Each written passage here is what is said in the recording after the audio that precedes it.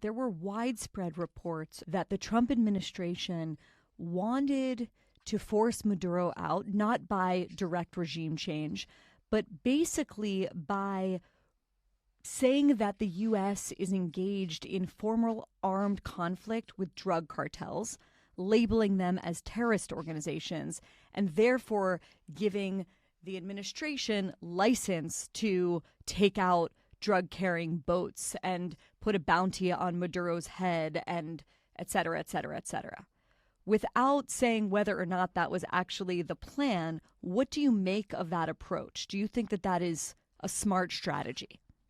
Well, I have to say a few things first.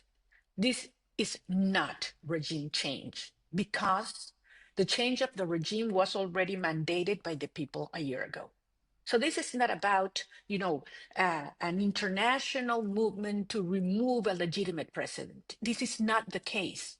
Maduro is not a legitimate president of Venezuela. He is the head of a narco terrorist cartel. That is true.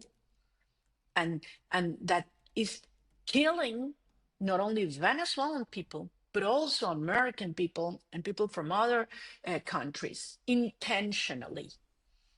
This is what's happening in Venezuela is not like other countries, Mexico or whatever, in which you see the cartels infiltrating certain institutions of government. This is not the case. What's happening in Venezuela is the cartel, the drug cartel is in power, has Mm. taken over everything.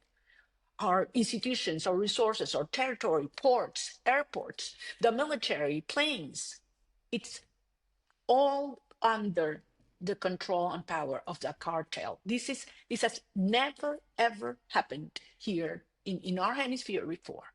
So we have been during years, Barry, demanding the international community to understand that Maduro is not a conventional dictator, that this is a criminal terrorist structure that is destroying purposely our society, our population.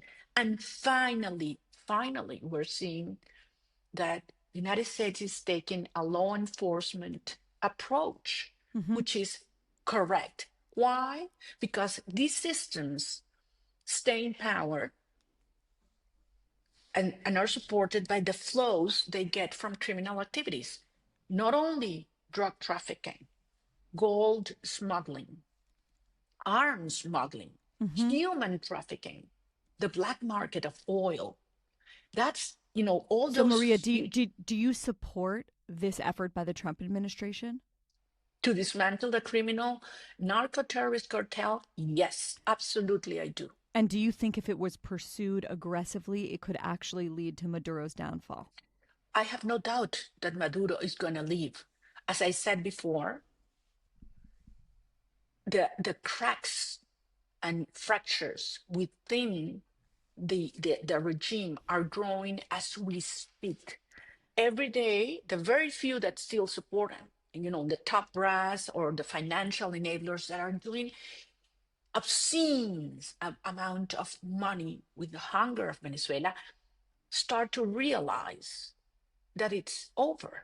And we offered Maduro from day one when we won the election the possibility of a negotiated transition. And he refused and decided, as we mentioned, to go with all force and brutal repression against the people.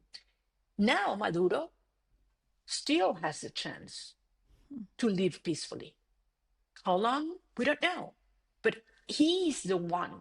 He is the one responsible for what's going on. He declared a war against the Venezuelan people and against the international community. It was his decision. So now we had to come to this point because, as I said, I've repeated this many times, to have peace, you need freedom.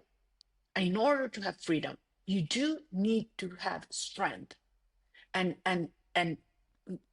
more when you are facing a narco terrorist organization, which is the case in Venezuela.